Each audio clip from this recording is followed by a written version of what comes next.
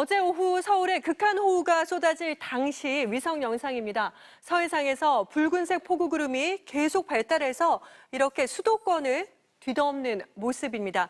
기상학 용어로 중규모 대륙의, 그러니까 즉 비교적 좁은 지역에서 직경 20에서 30km 정도 중간 규모의 폭우구름이 무리를 지어서 발달하는 위험한 상황이 발생했습니다. 오늘 새벽에는 남해안 지방에도 출현해 천둥과 번개, 돌풍을 동반한 폭우를 퍼부었습니다. 지난해 서울 강남 일대에 쏟아진 집중호우.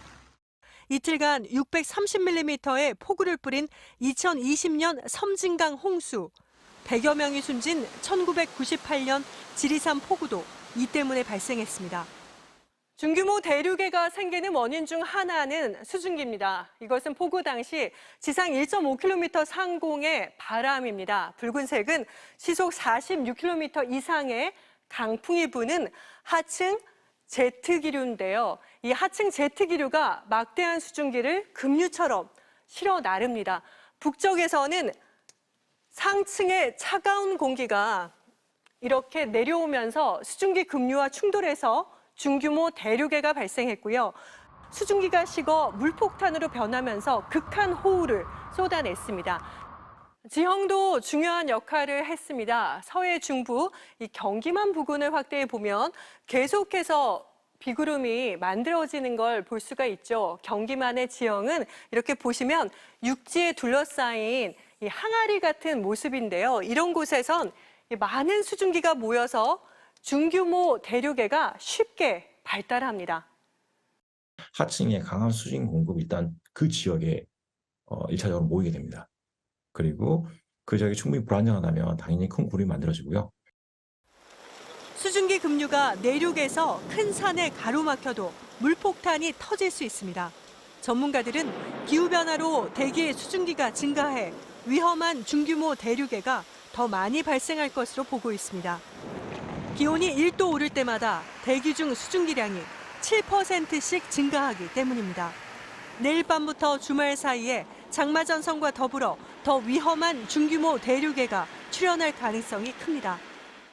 정체선선을 따라서 더 본격적으로 중규모 대륙해가 발생할 수 있습니다. 만약에 이게 현실화된다면 작년 강남역 침수 때와 마찬가지로 아주 강력한 집중호우가 발생할 가능성이 충분히 있습니다. 극단적인 폭우에 대한 철저한 대비가 필요합니다. MBC 뉴스 현인아입니다. 어제 오후 3시쯤 부산 사상구 학장천입니다. 하늘에서 구멍이 뚫린 듯 시간당 36mm의 장대비가 거침없이 쏟아지고 있습니다. 시간이 지날수록 하천물도 빠르게 불어났습니다. 10분 정도 지나자 초록색 수초더미 옆 산책로 절반이 물에 잠깁니다. 그리고 30분 뒤 산책로는 물에 잠겨 더 이상 보이지 않습니다. 학장천 하류, 낙동강으로 연결되는 수문은 열려 있었지만 하천 수위는 순식간에 2m까지 차올랐습니다. 비가 안 왔어. 안 오는데 갑자기 10분 상간에 팍 왔던 거라. 이 정도 되면 난리 나지. 들어가면 큰일 나지. 당시 산책로를 걷던 60대 여성 2명이 급류에 휩쓸려 실종됐습니다. 여성 1명은 구조됐지만 나머지 1명은 아직까지 실종 상태입니다. 밤샘 수색 작업에도 실종자가 발견되지 않아 이튿날에는 수색 범위를 확대해 작업이 이어졌습니다. 사고 당시 산책로는 사실상 개방된 상태였습니다. 비가 내리기 전에 붙여놓은 위험 표지판이 전부였습니다. 사고가 난 뒤에도 통제되지 않아 산책로를 걷는 주민들이 목격되기도 했습니다. 현장에는 재난경보 시스템 스피커가 있었지만 하천 수위가 급격히 올라가는 상황에도 경고 방송은 나오지 않았습니다. 안전초가 청갈하지 그런까지 세세한 거 해당 부서 담당 부서에서 그런 하지 저희들은 하지 않습니다. 하천 유지 관리만 하는 업무를 보고 안전총괄 수습은 저쪽 안전총괄과에서 합니다. 우리 쪽에는 통제 업무가 아예 없습니다. 소방당국은 실종자 수색 범위를 낙동강 하구에서 바다 쪽으로 확대할 방침입니다. MBC 뉴스 현지호입니다. 마을 논밭이 흙탕물에 잠겼습니다. 갑자기 쏟아진 폭우로 산사태에 휩쓸린 바위는 마을을 덮쳤습니다. 목조로 지은 시골 집들은 형체를 알아볼 수 없을 만큼 무너졌습니다. 일본 서남부 규슈 지역에 내린 갑작스런 폭우로 최소 1명이 숨지고 여러 명의 연락이 끊겼습니다. 수십 년 만에 최대 규모의 강우가 집중되면서 피해가 컸습니다.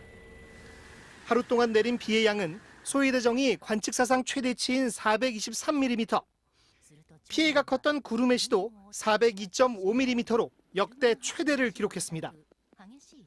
실종자들은 폭우로 인한 산사태로 집이 매몰되면서 발생했습니다. 2만여 가구 주민 5만여 명이 대피에 나섰고 후쿠오카 학교 228개에 대한 임시 휴교령도 발령됐습니다. 후쿠오카현과 히로시마현을 잇는 신칸센 열차는 한동안 운행이 중단되기도 했습니다. 少しでも危険を感じれば躊躇せず早め早めに自らの命を守る行動を取っていただきますようお願いいたします。 일본 기상청 관계자는 최근 수증기가 공급되는 일본 근해의 수온이 높아지면서 집중호우도 늘어나고 있다고 밝혔습니다. MBC 뉴스 전재홍입니다. 폭우로 불어난 급류에 밑단이 쓸려나간 건물이 와르르 무너져 내립니다. 맹렬한 속도로 도심을 덮친 물살은 사람도 차량도 한꺼번에 집어삼켰습니다. 목숨을 건지기 위해 차량 지붕으로 대피한 남녀는 애타게 구조를 요청합니다. 하루 최고 250mm의 특대 폭우가 쏟아진 중국 충칭시는 쑥대밭이 된 상태입니다. 15명이 숨지고 4명이 실종됐는데 이재민도 3만 7천여 명에 달합니다. 我们都第一时间派人来到现场设置那个警示标志，防止发生其他事故。 기상이변으로 몸살을 앓는 건 다른 국가들도 마찬가지입니다. 시속 146km의 역대급 태풍이 상륙한 네덜란드 도심의 모습을 담은 영상입니다. 1톤 무게를 훌쩍 넘는 캠핑 차량이 종이장처럼 이리저리 날아다닙니다.